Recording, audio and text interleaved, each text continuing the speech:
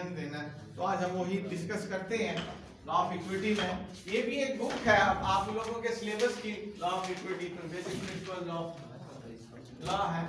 जिनको मैक्सिम्स का नाम दिया गया वो हमने मैक्सिम्स लिखने हैं और 12 मैक्सिम्स है और वही मैक्सिम्स जो उन्होंने सिलेबस में बताए हैं। तो ये ऑन हो गया जी सर, होने चले जी। तो पेज नंबर 207 में है कि लॉ को उन्होंने पहले डिफाइन किया। Law is defined as the body of rules that govern the activities of the community and which is executed by its political authority. तो हम लॉ को कई दफा डिस्कस कर चुके हैं कि हमारी कम्युनिटी की एक्टिविटीज को गवर्न करने के रूल्स का नाम है। तो इक्विटी जो है, इक्विटी स्पेशल कुछ प्रिंसिपल्स हैं, स्पेशल लॉ है जो उन्होंने बताया कि equity allows court to apply justice based on natural law. कुछ नेचुरल चीजों के ऊपर जो है आपने इंसाफ करना है, इंसाफ के लिए अप्लाई करना है जो नेचुरल आपको नजर आती हैं on and on their discretion. यहाँ पे डिस्क्रिशन का लफ्ज इस्तेमाल हुआ है, डिस्क्रिशन। डिस्क्रिशन का मतलब जो चीज जज को अच्छी लगती है, जिससे उसको लगता है कि ये इंसाफ के तकाज़ों को पूरा कर रहा है, तो वही उसने अपने डिसीजंस में करना है। तो जो बेसिकली लॉ में है कि जो चीज उन्होंने कानून में बना दी है उसने उसी तरह ही फैसले करने हैं। लॉ ऑफ इक्विटी में उसके पास एक डिस्क्रिशन पावर आ जाती है कि वो देख सकता है कि मुझे इंसाफ के लिए क्या चीज जरूरी है तो मैं सामने लेके आऊं और उसके ऊपर जो है फैसला करूं। तो उसको हम लॉ ऑफ इक्विटी भी कहते हैं। इक्विटी भी है वो हमारी जो, तो इसके कुछ मैक्सिम्स हैं वो आज हम डिस्कस करते हैं। मैक्सिम के लिए आपको पेज नंबर 203 पे आना है। इक्विटी के मैक्सिम्स हैं, 12 मैक्सिम्स हैं हमारे, ये आज हमने डिस्कस करने हैं लॉ ऑफ इक्विटी के अंदर। ये बेसिक प्रिंसिपल्स ऑफ लॉ है, उसमें सब मैक्सिम्स ऑफ इक्विटी। उसमें सबसे पहला जो मैक्सिम है उन्होंने कहा equity will not suffer a wrong to be without remedy. कि इक्विटी जो है कभी भी जो है गलती पर नहीं हो सकती। अगर कोई गलत नहीं हुआ, कोई भी किसी ने भी कोई गलत काम नहीं किया तो उसको जो इंसाफ के लिए उसको किसी बेकसूर आदमी को नहीं घसीट सकती किसी भी केस में अगर उसने कुछ गलत नहीं किया।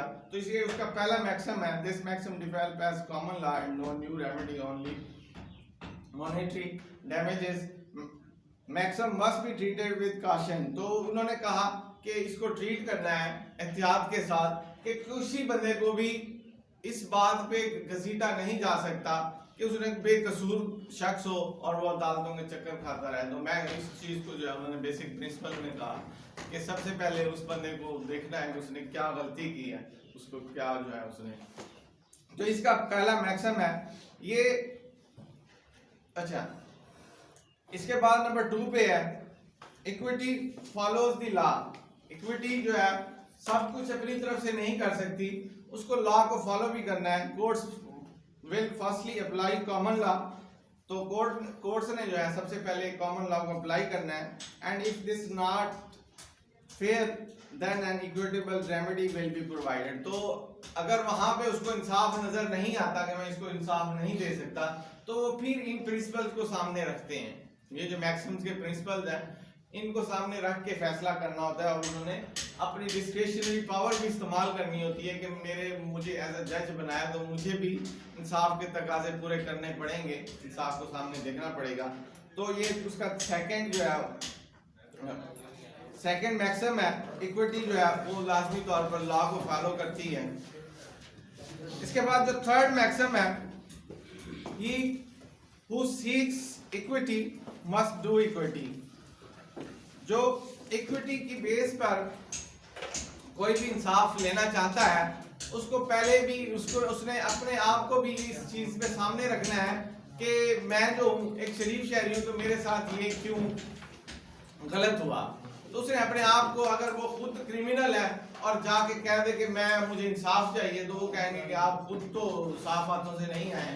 ये बेसिकली वो प्रिंसिपल्स हैं जो हम हर रोज डिस्कस करते हैं कि एक बंदा खुद साफ हाथों से नहीं आया और वो अदालत से जो है रिलीफ मांग रहा है और वो खुद कुछ क्रिमिनल्स लोगों में बैठता है, उनके साथ चलता है, उनके साथ और खुद जो है वो अपने जो है अब वो रेमेडी जो है लेने के लिए आ गया है, कुछ हासिल करने के लिए आ गया है कोर्ट्स में, तो उस शख्स को कोई रिलीफ नहीं है। He who seeks equity must do equity। जो शख्स इक्विटी को हासिल करना चाहता है उसको खुद जो है अच्छे सलूक के साथ मौजूद शहरी बन के रहना पड़ेगा।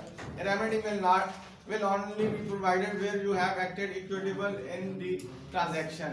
The maxim is discretionary in nature and is concerned with the future conduct of the plaintiff। तो उन्होंने एक केस का हवाला भी दिया जिसमें उन्होंने यही चीजें डिस्कस की हैं कि जो बंदा साफ हाथों से अदालत में नहीं आ सकता उसको कोई इंसाफ की तवक्को ना रखे। वो खुद तो आप क्रिमिनल बन के फिरता रहे और फिर अदालत में भाग के आ जाए कि मुझे भी इंसाफ चाहिए। इसके बाद है डिले डिफीट इक्विटी। डिले जो है ये इक्विटी को डिफीट करता है। जितना आप देर से जो है अदालत के पास जाएंगे, जितना टाइम गुजार के जाएंगे, इक्विटी ने आपको कोई इंसाफ नहीं देना। उन्होंने कहा जो चीज आपके साथ हुई है उसको फौरन जाके अदालत में बताएं, अपनी जो है पुलिस डिपार्टमेंट में जाके बताएं। जितना आप डिले करते जाएंगे उतना आपका रिलीफ जो है वो कमजोर होता जाएगा। तो इसीलिए उन्होंने कहा कि डिले जो है वो डिफीट करती है इक्विटी को। लैशेस भी डिले को कहते हैं, is an unreasonable delay in enforcing right. तो अगर आप उस डिले को प्रॉपर तरीके से एक्सप्लेन नहीं कर सकते कि मैं क्यों डिले मुझसे हुआ और मैं इंसाफ लेने के लिए आया हूँ इतने अरसे के बाद, तो अगर वो आप नहीं बता सकते कि क्यों आपने डिले किया, कोई अच्छी जस्टिफिकेशन नहीं दे सकते, तो आपको इंसाफ नहीं मिलेगा।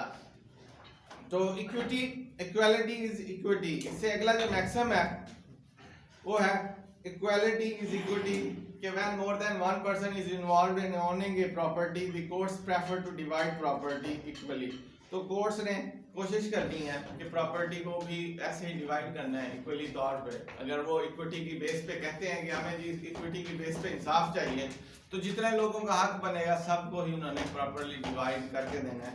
ये इसका नेक्स्ट मैक्सिमम था। इसके बाद है equity look to the intent rather than the forms। तो इक्विटी जो है इंटेंट पे ज्यादा देखती है बजाय उसकी तशकील के। प्रिंसिपल्स एस्टैब्लिश इन पार्कन वर्सेस थॉरैंड, एक केस का डिस्कस किया 1852 में। उसमें ये प्रिंसिपल जो है उसमें बताया गया है कि वो उसकी ख्वाहिश को देखती है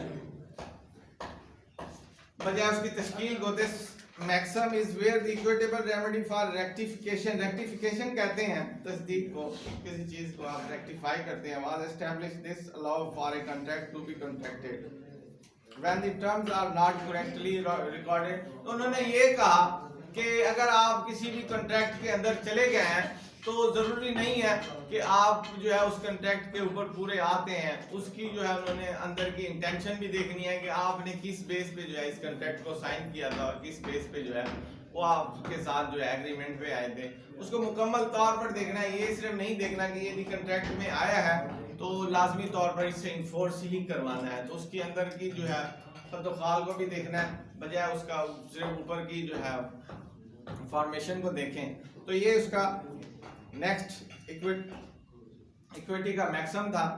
इसके बाद है equity looks on that as done which ought to have been done.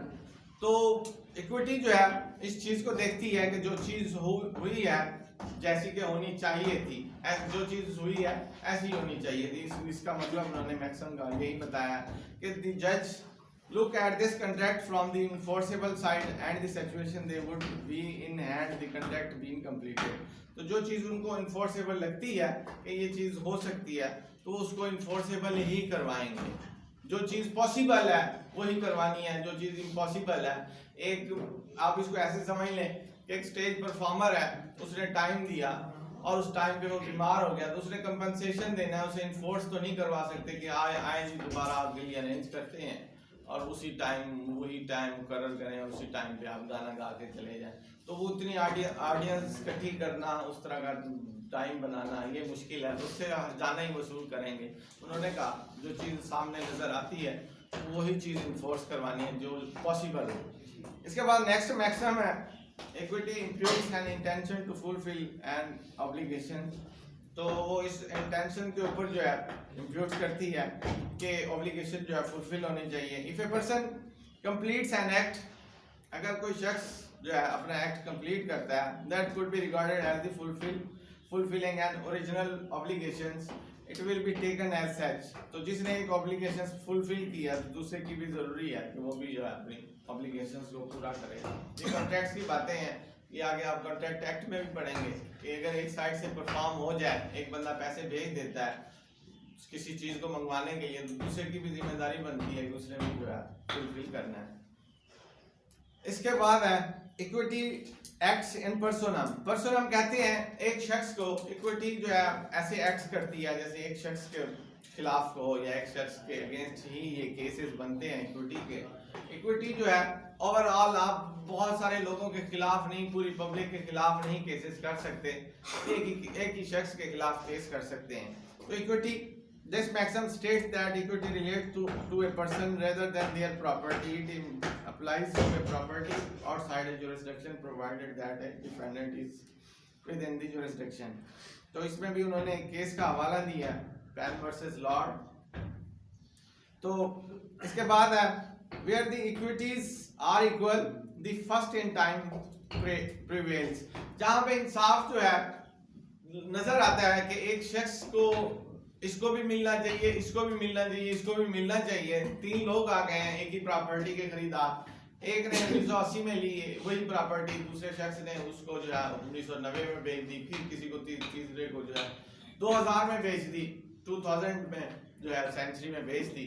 तो उन्होंने यही देखना है कि जी प्रॉपर्टी एक है और हम कैसे जो है इसको डिस्ट्रीब्यूट कर सकते हैं। इसी प्रॉपर्टी को लेने वाले तीन थे और वो बंदा जो है देने वाला एक था, उसने तीन लोगों को मुख्तलिफ टाइम में वही प्रॉपर्टी बेच दी।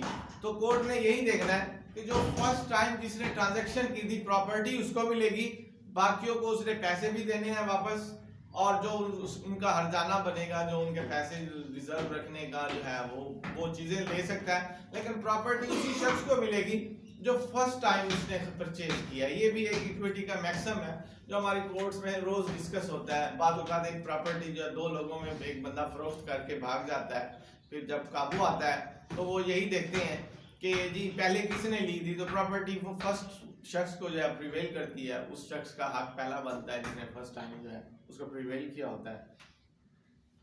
तो इसके बाद लास्ट है इसका ऊपर है where two parties have the right to possess and object, the first one with the interest will prevail। तो जो पहला होगा वही prevail करता है। where the equities are equal the law prevail।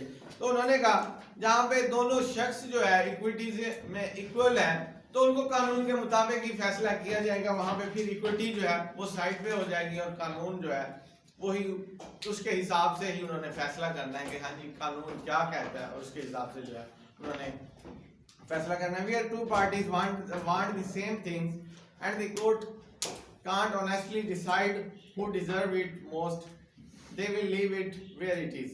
तो वहां से इक्विटी निकल जाएगी और लॉ जो है वही कॉमन लॉ इंग्लिश लॉ जो है वही फिर सामने आ जाएगा, जहाँ पे उन लोगों को लगेगा कि दोनों जो है इक्विटीज के ऊपर जो है इक्वल है।